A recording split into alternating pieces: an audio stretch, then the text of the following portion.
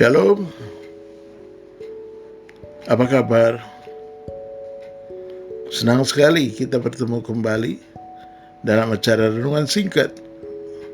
Saya percaya renungan ini, jika kita sungguh-sungguh mempelajarinya, mengikutinya, maka saudara diberkati Tuhan. Mari sama-sama kita lihat ayat pembacaan kita terambil dari Efesus pasal 4. Efesus pasal 4 ayat 26. Apabila kamu marah, janganlah kamu berbuat dosa. Janganlah matahari terbenam sebelum padam amarahmu. Saya berikan judul khotbah ini, sharing ini, mengendalikan amarah. Ada orang yang kalau marah menjadi tak terkendali. Ucapan dan tindakannya kerap menyimpang dari persoalan yang menimbulkan kemarahannya. Rasul Paulus mengajak jemaat di Efesus mengendalikan amarah.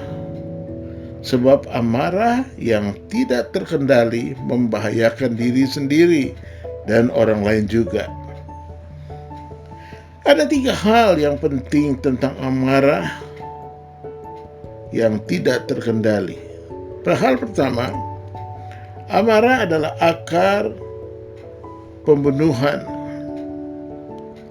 Awal pembunuhan terjadi bukan pada saat seseorang mengangkat tangan memukul sampai mati, tetapi dimulai dari hati yang mengandung kebencian, dendam, iri hati, dan curiga.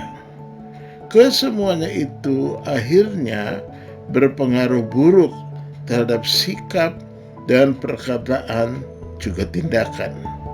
Ini yang perlu kita pelajari. Dan poin kedua, amarah adalah akar perpecahan. Ketika seseorang marah, tidaklah selalu negatif, karena ada teguran yang disampaikan lewat marah. Perkataan yang pedas membangkitkan amarah.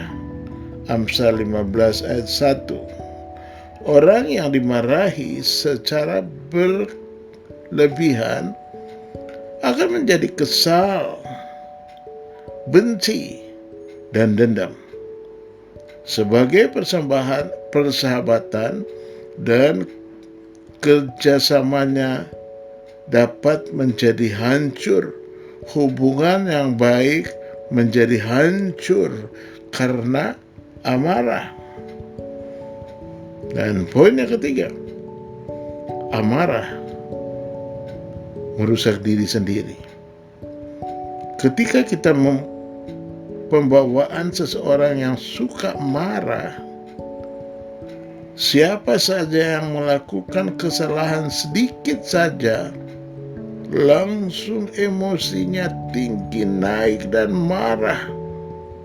Dan hal ini berdampak terhadap perkembangan emosi, jiwa, dan kesehatan orang tersebut. Nah, hal yang paling penting untuk kita mengatasi kehidupan ini adalah jangan cepat-cepat marah. Setiap masalah yang terjadi, mari kita renungkan dulu baik-baik dan kita serahkan kepada Tuhan. Kita putuskan bersama-sama dengan hati yang bijaksana. Kalau hati kita damai, maka segala keputusan yang kita putuskan damai. Jika hati kita penuh dengan kemarahan, maka segala yang kita putuskan adalah hal-hal yang emosi, hal-hal yang marah. Dan ini tidak membawa damai. Saya tidak salahkan orang yang marah, tetapi jangan jadi orang yang suka marah. Kalau orang yang marah, pasti ada dasarnya untuk dia marah. Tapi kalau orang yang suka sedikit-sedikit marah, ini orang itu bermasalah dia. Karena orang yang suka-suka marah, coba periksa tensi darahnya, periksa denyut jantungnya. periksa kesehatannya. Ada masalah di dalam diri dia. Tapi orang yang hatinya penuh damai, dia memikirkan segala sesuatu dengan damai, walaupun dia dihina, walaupun dia tidak diartiin, dia tetap melepaskan berkat untuk orang-orang yang ada di sekitarnya. Dan inilah yang disebut damai dari Tuhan menyertai kehidupan kita.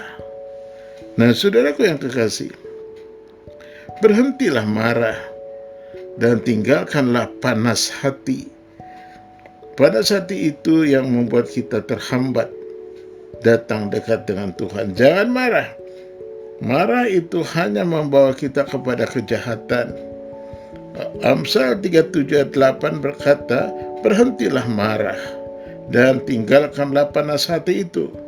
Janganlah marah, itu hanya membawa kepada kejahatan. Apa yang mengendalikan hidup kita? Kalau damai dari Tuhan mengendalikan hidup kita, maka damai pun yang menyertai hidup kita. Dan waspadalah, jika kemarahan mengendalikan hidupmu, cepat-cepat berubah. Kasih Yesus yang hadir, yang menguasai engkau, tidak selalu marah. Di mana ada Yesus, di mana ada Roh Kudus, di situ ada damai. Damai dari surga memenuhi hati kita. Maka di mana saja kita berada, kita jadi berkat. Kita bukan jadi orang pemarah. Lakukan dengan segenap hati, maka hidupmu diberkati Tuhan. Tuhan Yesus memberkati.